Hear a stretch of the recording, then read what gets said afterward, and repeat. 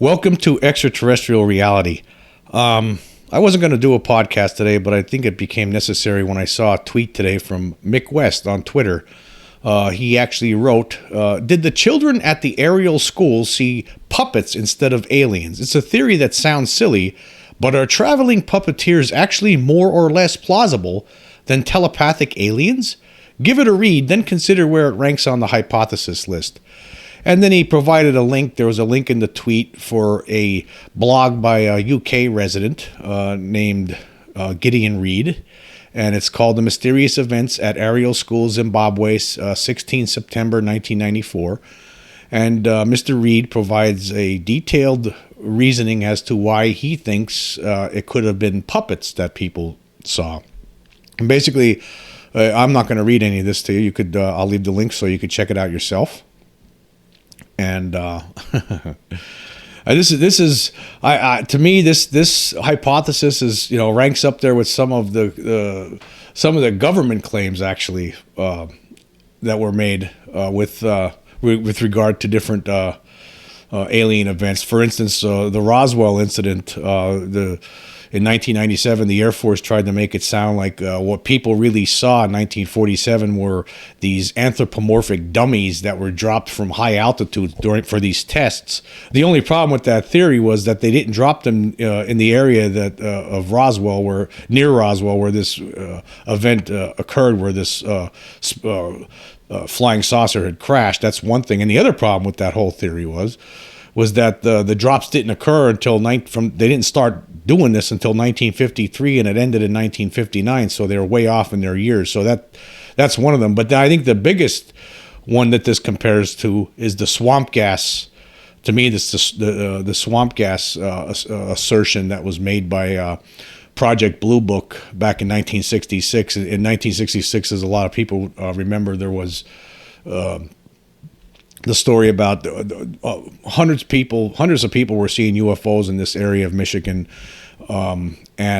So Project Blue Book scientific consultant J. Allen Hynek, who actually would later become a proponent of the mystery, like he actually realized as time went on that there was more to this than meets the eye, and that it could be extraterrestrial.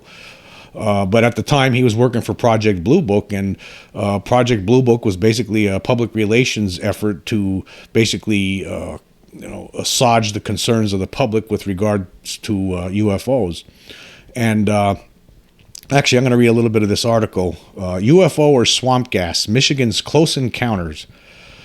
And this was actually from 2016. The vernal equinox came and went quietly yesterday on a clear blue Sunday in mid-Michigan. But 50 years ago, the first day of spring in Michigan was not so quiet. On March 20th, 1966, dozens of people claimed to have spotted a UFO hovering around Dexter, Michigan, near Ann Arbor. The next day, a similar report came out of Hillsdale. The rash of sightings made national news and even caught the attention of veteran newsman Walter Cronkite. But what was the thing all those people saw? Current state reporter Kevin Lavery went to Ann Arbor this weekend for a conference commemorating the anniversary of the sighting to try and find out. The call came into the Washtenaw County Sheriff around 8:30 that evening, says Harry Wilness, ufologist and former director of the Michigan UFO Network. On the line was a local farmer named Frank Manor. He said he was on the porch trying to calm down his barking dogs when he saw a bright object falling from the north. He described the football-shaped object about the size of a small car, says Wilness. He also mentioned a mist that seemed to hang from the bottom, which is common in UFO sightings. The Washtenaw County Sheriff's Police report described an object with blue, green, and white flashing lights. The lights would often change colors. News reports from Hillsdale the following day would describe similar sightings. I think what made these cases unique is their relation to each other in time, one day after another, and the huge number of witnesses involved, says historian Will Matthews. We're talking 50 to 100 witnesses in Dexter and close to that number in Hillsdale. Such an uncommon sighting was bound to bring outside attention, and suddenly Walter Cronkite wasn't the only one interested in the Michigan farm town. J. Allen Hynek, renowned astronomer and an authority on UFOs during the 1940s, was brought in by the Air Force to investigate. Hynek's probe probe concluded that people were probably just witnessing a natural phenomenon called swamp gas. They needed someone to come in and say, here's what you probably saw that night, says Wilness. He was convinced that these were he was convinced that these were crackpots, visionaries, people who were seeing things or had too much to drink. The Manor family had a rough time after the government denounced the UFO sighting. Cars lined up around their property for weeks after. People unnecessarily tromped over their lawn. Frank Manor even had his car windshield smashed by a beer bottle. Years later, Hynek's skepticism about UFOs would subside. He and Wilness would eventually work together at the Center for UFO Studies in Chicago. Even with an official investigation and explanation, those few nights in 1966 remain clouded in mystery, but it's not so mysterious to Harry Wilness. I'm absolutely a believer, says Wilness. What I really enjoy, and this has happened several times in my life, people who just laugh at me, they're just so, well, what is wrong with you? And then guess what? They have their own sighting. They have their own close encounter, and oh my God, I've seen the eyes become like saucers. And this article, I leave the link for it. It's from WKAR. And another thing about that, and here, there's another article here. I just want to mention something from this other article from Michigan Radio. One of the weird things about this was that Hynek did not have an explanation at the time. Initially, he actually told the sheriff at the time that he did not know what it was, and he said he needed to call Washington. And after he got off the phone with Washington, that's when he made the swamp gas claim, and that's why a lot of people were mad in Michigan at the time. There was a lot of people who saw it. So it wasn't swamp gas; it was a solid object, a saucer-shaped object, solid.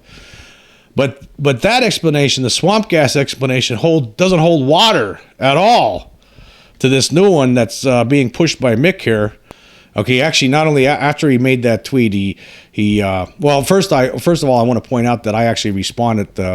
I thanked him for posting this because and to me, this is there are people out there. They need to be assured all the time that there's nothing to this. There's no aliens coming here. There's nothing to be afraid of. Just relax. There's a market for that, and Mick West fills that market admirably. Hats off to the guy. He really does a great job because there are people out there that need that. But I responded to when he put this out there. I wrote, "Thank you so much for this. I'm going to have a field day with this one on my podcast. This is the most absurd, ludicrous debunker claim of all time, bar none. This tops swamp gas. This proves my claim that debunkerism is a cult, and I do think it's a cult. I mean." Why do people need to hear things like this? If you don't believe in visitors from other worlds, right? Even though the proof is there. I mean, the evidence, there's enough evidence now after all these decades that shows that there is something going on, right? If you don't believe in it, why do you need to be assured all the time that? That's what I'm trying to figure out, and that's why I think it's become a cult. People need to hear. They need to be told things that aren't true. They need to reaffirm their conviction that they need to be told these things so they can go to sleep at night. And that's what's going on here. It's turned into a cult. Now, of course, I've been attacked on here by a few people, and some people have They liked my comment, but I don't want to get into a Twitter argument with anybody. I respect Mick West. I don't have anything against the guy. I just think that some of his claims are absurd sometimes, and I'm sure that he would probably say the same about the things I say. But then he actually put up a poll, and this was telling. Let's refresh it here and see where it's at. Okay, it has 387 votes. Oh, wow. Let's see where it's at right now. A simple question of plausibility. A bunch of kids at a school claim to have seen some weird creatures and a spaceship. What seems more plausible, that the creatures are aliens, or the kids saw some puppeteers loading a van with their puppets? And then he has the choices: aliens and spaceships, 31.3%. Puppeteers, van, puppets, 45%. I don't know, 23.8%. And that's out of 387 votes, folks. So, wow. And I know it's just absolutely it's absurd. I mean, it's funny that you have actually more people going along with the puppeteers than the aliens in a spaceship. Actually, when you consider the proof that was gathered by a lot of researchers who investigated Ariel school, and there were no debunkers there, right? Mick West never talked to these people. I know within the past year he threw a tweet out. I can't remember when it was. It could have been 10 months ago. I don't remember. He was asking for information about Ariel school, and I thought, oh, here we go. He's looking for something. He wants to try to debunk the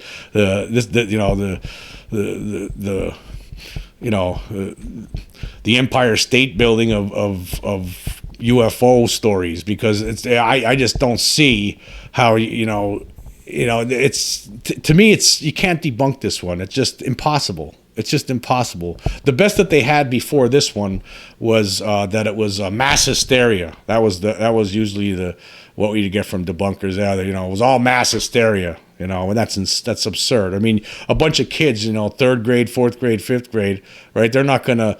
They don't have the ability to. For one thing, forget about. I'm not even going to talk about the mass hysteria. That's nonsense. That's not what happened here. But the other one is, they can't really say that it was a conspiracy. I mean, how could you, 60 plus kids are going to conspire, right? To say that the Ariel school incident was it's just not going to happen. I mean, how could you little kids can't conspire to do something like this? It's just impossible. It just wouldn't work. I mean, you can't have a bunch of little kids get together, 60 of them no less, right, and say, okay, this is what we're going to do. We're going to tell all the adults we saw a UFO and an alien, and we're going to stand by this story for the rest of our lives, right? Because that's impossible. That's more to me. That's more ridiculous than the notion of an alien spacecraft landing and alien beings communicating with them. And so is the mass hysteria hypothesis. That to me, that's more ridiculous. No, that's not what happened here. They saw something, right? But now along comes the puppet, the puppet explanation. Okay, now let's try to. First off, let's talk about this. Again, I'm not going to get into this, but apparently this guy, Gideon Reid, took his one of his children in a class. They within the past decade, they've been doing this for some kids. They would put on this pretend alien crash show with a crash spaceship and somebody in a hazmat suit. And so after this happened, he came to the conclusion, well, that's what probably happened at Ariel school. It was a puppet show, basically, a puppet show they saw. But let's look at the whole situation.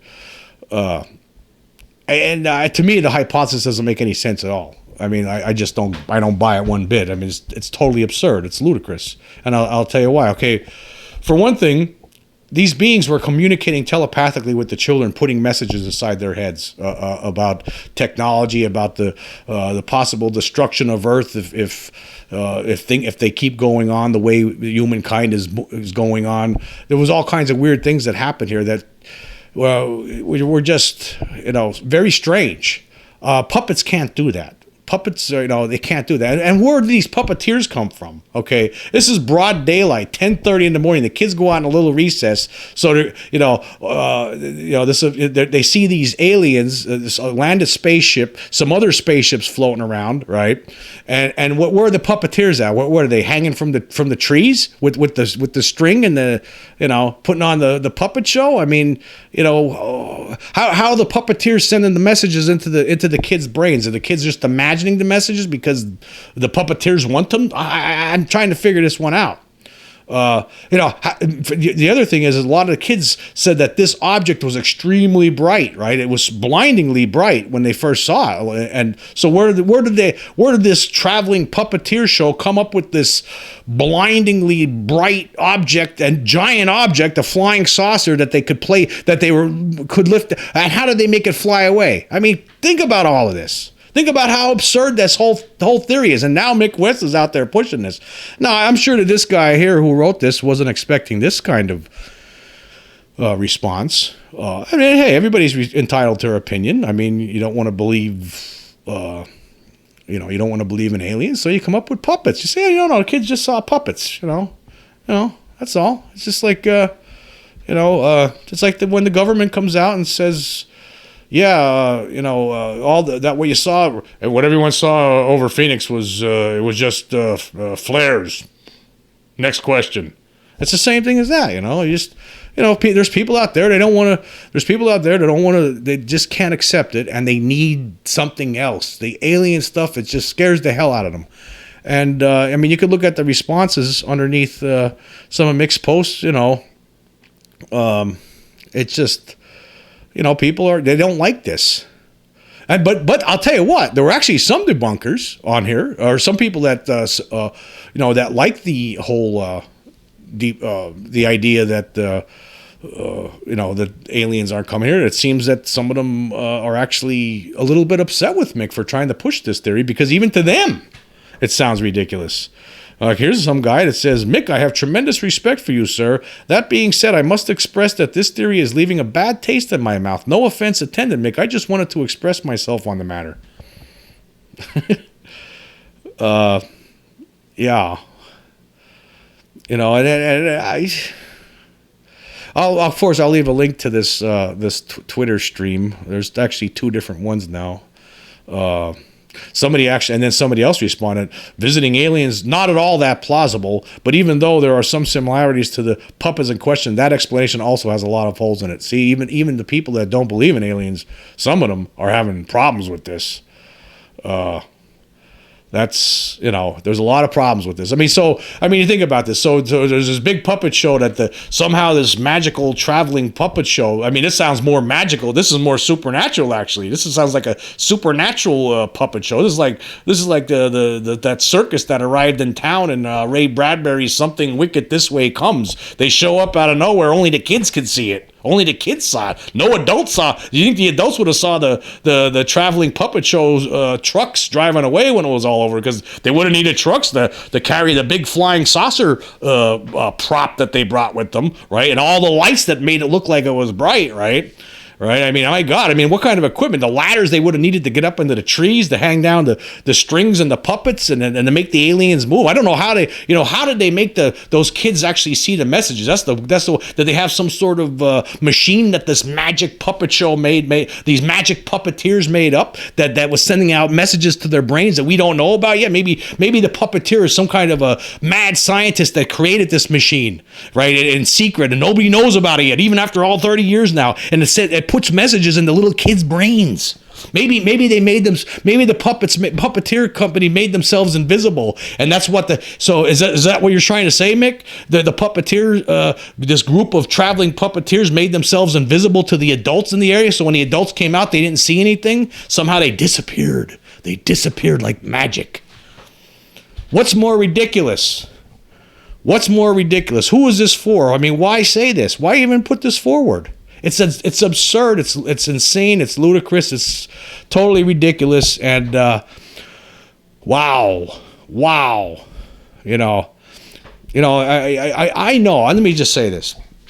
I understand that. I understand why some people don't want to accept this. And but here's the thing. You have to. The problem is the truth. When everything comes down to it, what you have in the end is the truth. The truth is that there's something here. I know this. I know it for a fact. And I've talked about this a number of times, but see, I know it because I saw, actually my UFO sighting that I had happened in August of 1994, only a month before this Ariel school. I didn't even know about the Ariel school until some years later. Back then things, information traveled differently. I must have missed the newspaper at the time if it was mentioned. I don't know. But in August of 1994, I saw a UFO during a nighttime fishing trip. This thing was gigantic. It was as big as a house. It wasn't just me who saw it. My buddy who called me up that day to go fishing at this, in this near this private lake. It was a pond off this private lake in a gated community in near Hazleton, Pennsylvania. It was called Beach Mountain Lakes. So I said, I'll go fishing there. Somehow he got permission. His mom knew somebody that lived in this community, and he got permission to go fishing there, right?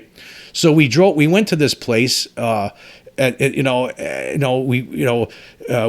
around 5:30. It was, getting a little dark, the sun's going down or whatever. We get there, we're fishing for hours, for several hours, and it was like 10 o'clock at night. We're at this pond, nobody's around us. We're like in the middle of nowhere, right? And I turn around to get a cigarette out of my tackle box, right? And behind me was this open field with this tall grass, and on the perimeter was a forest. And behind some of the trees on the perimeter, I saw these 3 giant, bright, circular lights lined up horizontally. And they came. They were moving behind the trees. I could see them. They were moving toward this bare spot, toward this opening. And I said to my buddy, I said, "Hey, what the hell's that?" And his voice, when he turned around outside, he said, "I don't know." I mean, it was unbelievable. This thing was not making any sound, and it was as big as a house. And then it came from behind the trees, and it moved right toward our position. And we're standing there like I'm in total awe. The thing was only 20 feet in front of me, and it was only 2.5 stories off the ground. My buddy's standing there with a flashlight shining. He was closer to it than even I was. He was shining a flashlight on its belly. This thing is hovering. It's like as big as a house hovering there. No sound with these 3 giant lights on it. I couldn't make out the shape of it, but later on he said it was saucer-shaped. And when I saw him shining the flashlight, I had, my awe transformed into fear. So we threw everything in the back of the pickup truck. I said, let's get the hell out of here, because I thought the thing was going to land. I didn't know what was going to happen. Right, so we threw all the stuff into the back of his pickup truck, and while we're doing this and getting into the truck and driving away, the thing, which would stop momentarily, start moving backward in a different direction than from whence it came, and then was hovering incredibly close to the top of the trees. It was unbelievable. And then we're driving down this dirt road, right? And as we're driving down the dirt road, we had to stop because there was at least 20 deer that were running away from the direction that thing was flying. So we had to sit there and wait. We're all panicked the way it was, and we had to stop then because there was all these deer running away from the direction that this thing went. And then we drove into Hazleton, right? Because it was nearby. We drove into Hazleton, and we went to a donut shop. And we sat down at the donut shop, and we weren't talking. We were both for the whole ride into the donuts from this fishing spot to the donut shop. There was no talking. So we're sitting in the donut shop, and I finally said, that was a UFO. And my buddy's first response, because of the stigma that exists, right? He's there. I'm not saying anything. I'm not telling anybody. That was his first response. Well, he later did tell anybody, but his first response was a fear of the stigma. And I'm telling you, folks, these things exist. I saw with my own eyes that object was as big as life, and it made no sound, and it could not have been man-made. There is absolutely no way, right? I had another incident when I was a kid that happened that for years I didn't know what it was. I actually thought it was the devil, right? One night I woke up in the middle of the night. Right, and this is, I was probably 1977. I woke up in the middle of the night, and I used to sleep in an attic in a small house, and there were steps in the middle, that separated 2 sides of the room. My brother Dave was sleeping on one side of the room, and I was on the other side. And I woke up in the middle of the night to this weird sound, this humming sound, this constant and I had a thin blue blanket over my head. And I could see the silhouette, the shadow of an arm that had a hand on it that had 3 fingers that were thick and came to points, and the hand was getting closer to where my head was under the blanket and further away. And I was like, what the hell's going on here? I started, communicating with this thing. It's like, who's there? What's going on, right? And nothing changed. It just kept on doing that, right? And I could hear this humming sound the whole time. I was too afraid to pull the blanket down to look at this, right?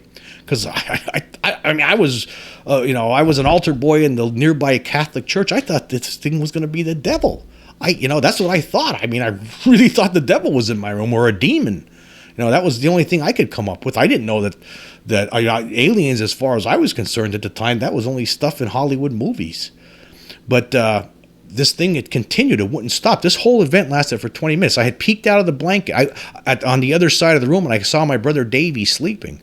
He was facing me, and I started screaming to him, and he would not wake up. And the humming sound was so overpowering, it was somewhat muffling my voice. And so when he wasn't waking up, I was really terrified. Then I started screaming for my mom and dad, and nobody came to the rescue. So meanwhile, I just stopped. I'm looking at this thing, and there's something in the room, and this whole thing, it couldn't have been human, whatever it was. I could see the shadow of its arm, what it looked like. I did not want to see what its face looked like, so I just started praying. I started praying, and I would open my eyes, and the thing was still there. And this whole thing lasted for 20 minutes. And then the next thing you know, somehow I passed out. And when I woke up the next day, it wasn't like you're waking up from a nightmare, like, oh, no. Something happened that night. I passed out, and then time passed, and then I woke up. The next day, I tried to tell everybody, nobody believed me. Years went on, 10 years probably, until I saw something on TV about alien abduction. I was like, that's what that was. That's what that was. Of course, now, still, I know there's people out there who don't want to believe this, but there's something here. There is something going on, and I am telling you, and I'm not crazy, right? And there's a lot of other people out there that will tell you, right, that there's something going on because they've had their own experiences. There's countless people that see these objects all the time.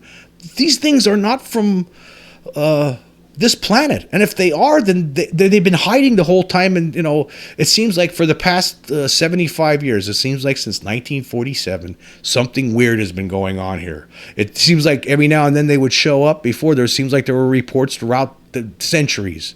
You could go back to Roman times. We talk about this all the time. People saw shields in the sky. It's still going on. I know there's a lot of people out there who are scared about this, but it's reality. There's something here. We need to accept this. And there's evidence out there. There's evidence collected from when these things land on the ground, right? There's something going on here. And I know there's people out there who are afraid.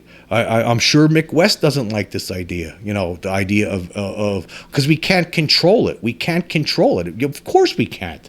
But we have to accept reality. I'm not a conspiracy theorist per se. I don't get into this. There was a conspiracy behind JFK's shooting. There was a conspiracy with the World Trade Center. I don't believe any of that stuff. But there is a government conspiracy, unquestionably, with this UFO business. There's no question about it. And, this is not puppets in Ariel school. I mean, that is absurd. That is absurd. That is really reaching for straws here. I mean, it's absurd. I mean, when you put it in perspective and you sit back and you really think about it, as you can see on Twitter, there's even some of Mick West, the people who don't believe in aliens and alien visitation necessarily. It seems that even they can't accept this one. This one's beyond the pale as far as I'm concerned. I mean, this is, even though you do see there is a percentage of people, his followers, there's a greater percentage so far in that poll that he's thrown up there. There's a greater percentage of people that are saying there's more of a chance that it's puppets than aliens. And that's absurd. That's absurd, especially when you look at all the data that's been collected from the Ariel phenomenon. That's completely, absolutely, utterly absurd. So, I'm sorry for a lot of people out there. I'm sorry that you're. I mean, basically, this to me, debunkerism. But the belief that the constant battle to fight against this reality, the fight against the reality that there's an extraterrestrial presence here. It's not. I know at one point it seemed like anybody who believed in this that the narrative was they're the crazy ones. No, they never really were. They never really were. Now, some of them were crackpots. There's no question in my mind. Some of these UFO contactees from the 50s and all that kind of stuff. There's some people even today that claim that they know everything. There's multiple races that they know about. That's all nonsense too. But when you separate the wheat from the chaff, you could see the truth here. And the truth is there's something going on. And it's time that we all accept this. It's time that we all accept it. And to cling to these absurd notions, these absurd hypotheses, absurd claims, puppets. I mean, I can't wait to hear what once this information is presented to some of the Ariel. Some of the adults now who were the children at Ariel in 1994. I'm really looking forward. I'm hoping that we hear from some of them about this hypothesis. I'm sure they're going to have a good laugh about it. Actually, I think everyone's going to have a good laugh about this. It's just absurd. Again, if it's a puppet show, how did they pull it off? How did they pull it off? It's just impossible. It's impossible. It's insane. It's actually more absurd than the idea of aliens. And really, let's stop there for a second. Why is it so absurd? Why is it so absurd? You go outside, look at the night sky. I mean, look at some of the images that the James Webb telescope had just recently sent back.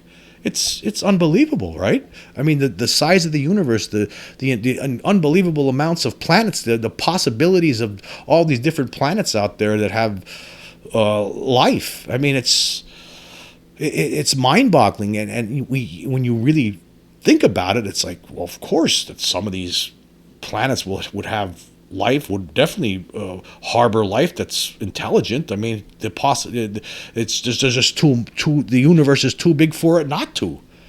This galaxy is too big for our own galaxy. I mean, there's billions of galaxies, and our galaxy is only one of them with billions and billions of stars and billions of planets. It's impossible to think that in our galaxy there's not something else. And of course, if there is something else, that means there's going to be some intelligent life that's going to be not where we're at yet, but then there's also going to be some intelligent life that's going to be a lot in a higher place than than where we are right now. And that means that they probably figured out some things that we haven't figured out yet. And that means that, yes, I mean, it's obvious. Some of them it's obvious. This is obvious. They're here. They're here. You need to read the data. You need to read the books. You need to look at the research that's been conducted over the years. You need to take the blinders off your eyeballs, because you're living in a fantasy land if you continue to go down this road. I mean, now we're going to talk about puppets. Thankfully, even some of Mick West's followers aren't going to subscribe to that one, it looks like. So with all of that said, I think that the debunkers of the world, right, the scoffers, the disbelievers, I want you to ask yourself a question. Why do you think that this whole thing is crazy? Why is the notion crazy to you that there could be alien visitors here? Why is that so crazy? Think about it. It's because you're conditioned. You've been conditioned to think about it. There's been propaganda to stigmatize this over years and years, and it's still that propaganda still has a hold on you. You're still not accepting this truth. It's happening, right? It's happening. These beings are extremely advanced, way more advanced than we are, right? And that's why it's hard to it's hard to get one of these guys, right? It's hard to capture one. I mean, and when it does happen, it's covered up very quickly by people in different governments of the world, right? They don't want people to know about this. People on the top, because they have problems with it themselves. They realize that the fear it induces in them, and they just think about, well, what that will do to the general population. I mean, and that's one of the reasons why this has been covered up all these years. I think actually, I used to think it was for the biggest reason was for the reverse engineering program, but I've changed my stance on this. I think it's because a lot of people high up in these above top secret programs, they know that some people are not going to like this. It's going to change everything for them. But that's why I think it's important for, everyone, especially the scoffers, to understand why you feel this way. You feel this way because you've drank the bathwater over the years. The stigmatization that's deliberately, actually this is something that's known. It's historical. I mean, since the 1950s, the United States government, for instance, they actually instituted a policy to debunk all UFOs, say that it's all natural phenomena, crackpots, drunks, you name it, anything but extraterrestrial. So ask yourself that question, why do you feel this way, right? Why is it so absurd, especially considering how big this galaxy is? Why is it so absurd? Because some scientists out there, I mean, a lot of scientists out there have drank this, they're drunk on this propaganda bathwater when you really think about it. They are. I mean, it's just no question about it. Because they've been conditioned over time, over many, many decades now, right? Conditioned to think that it's crazy to believe this, when actually it's not. Earth is like an island, And there are other travelers out there sometimes coming here. And there are some of them, it seems, that are here and they're not leaving. And what are they doing here? I don't know, right?